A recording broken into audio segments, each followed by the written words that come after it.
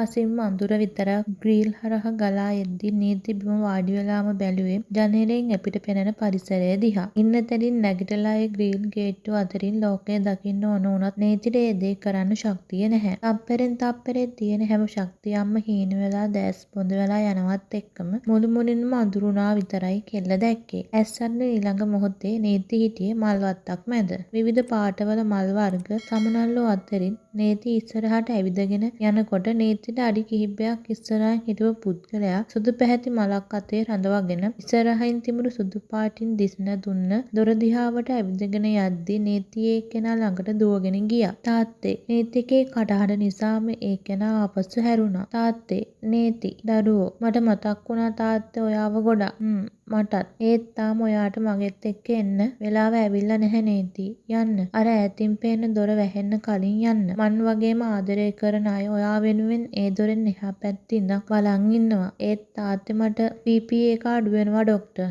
Nurse ඉක්මන් කරන්න. නීතිට සම්බන්ධ කරලා තිබුණු යන්ත්‍රවල අංක ක්‍රමක්‍රමයෙන් වෙනස් වෙලා තනි ඉරක් ඇදී යන්න ගත්තේ වෛද්‍යවරයන් වගේම එදියන් නීතිගේ නැවතුණු හදවත නැවතත් අනගන්වන්න උත්සාහ කරද්දී පුල් 10ක් වැඩි කරන්න. ආම නෑ ඩොක්ටර්. නීතිට තාත්තයාගේ කටහඬ එක්කම තවත් කිහිප දෙනෙක්ගේ කටහඬවල් ඇහුණත් ඒ කිසි කෙනෙක්ගේ කටහඬක් අඳුනගන්නවත් ඒ ඇහුණු දේවල් මොනවද කියලාවත් නීතිට ගාණක් වුණේ නැහැ. යන්න නීති. තවත් පරක් නොවී යන්න. මං වෙනුවෙන් අම්මව බලාගන්න. තවත් මොහොතකින් කෙල්ලගේ තාත්තා කෙල්ලව නොපෙනී යන සුදු පහ වලාතුරට තල්ලු කරේ අවසන් වරට නීති දිහා බලාගෙන කෙල්ලගේ තාත්තා මඳහසකින් කෙල්ලට සමු දුන්නේ නීති ඊළඟ මොහොතේ අවකාශයේ ඉඳන් ඇදී ගින් අධික වේදනාවක් එක්ක මුළු ඇඟ පුරාම අමුතු හිරිවැටීමකුත් උඩ දුවනකොට මාව දාලා යන්න හැදුවේ කොහොමද නංගි ඔයා අනුකම්පාවක් නැද්ද මං ගැන ඔච්චර දේවල් තියෙනවද ඔයාට කියන්න අපිට එකතු වෙලා කරන්න. ඒ මඟහැරුණු දේවල් එක්ක අපි හැමදේම අලුතෙන් පටන් ගමු.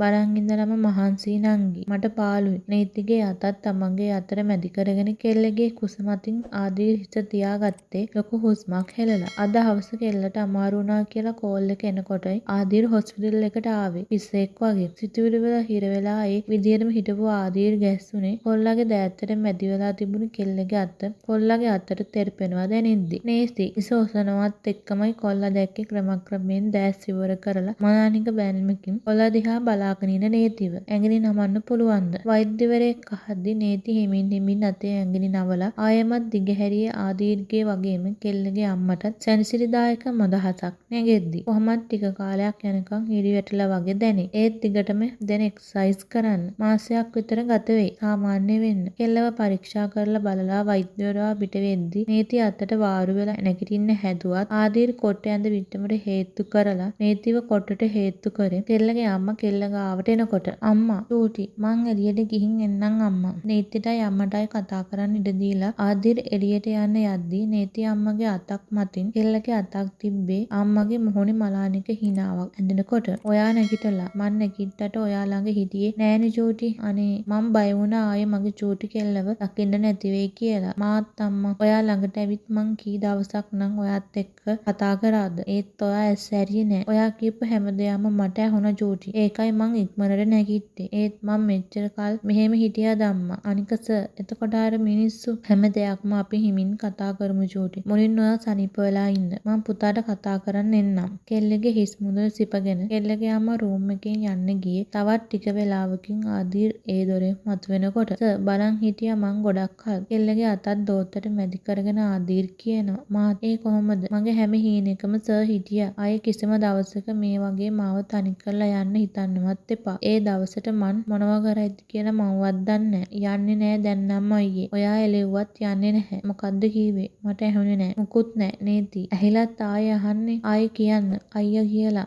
මරු අයියා. කොල්ලන්ගෙන් බේරගන්න නංගිලා යන්න ඕනේ. නේති ආදීර්ගෙන් මිදලා මූණ අනෙක් පසට හරවගත්තත් ඒ සැනින් කෙල්ලගේ නිකටෙන් අල්ලලා කෙල්ලගේ මූණ ආදීර් තමන්ගේ පැත්තට හරවගත්තේ ගත්තේ ඒ ඇහුණු වචන විශ්වාස කරන්න බැරුව. කොහොමද දන්නේ ඒ මම කියලා? නංගි ඔයා ආදීර් කෙල්ලගේ මූණ දෝතට අරගෙන ඒ ඇස්වලට එබීගෙන ඇහුවත් ඊළඟ මොහොතේ දොරෙන් මතුවුණු කෙනාව දිහාවට දෙන්නම හැරුණා. සෝරි මං වෙන වෙලාවක එන්නම් මචන්. හර්ෂ වරෙන්. හර්ෂ ආයෙම හැරිලා යන්න ගියත් ආදීර් වගේම නීති කතා කරනකොට ආයෙමත් ඇතුළට ආවේ ආදීර්ට එහා පැත්තෙන් වාඩි වෙලා තුන්දෙනාත් එක්කම කතාවකට වැටෙනකොට. යන්න කියන්නකෝ. බෑ පවුනේ. ඌ කොහෙද පව්? මන්නේ පව්. හර්ෂ ඇවිල්ලා පැයක් විතර ගත වෙද්දිත් හොස්පිටල් රූම් එකකින්ම ඇඳලා එද්දි ආදීර් හඬ බාර කරලා කිව්වේ නීතිට. ආපු කෝල් එක ආන්සර් කරන්න හර්ෂ අඩි 5ක් 6ක් ඉස්සරහට ගින් ජනේලෙට ලං වුණත් ජනේල් වීදුරුවෙන් නීතිගේ ආදීර්ගේ කෝලම් හර්ෂට කෝල් එක අතරේ පේනවා. මතු සම්බන්ධයි.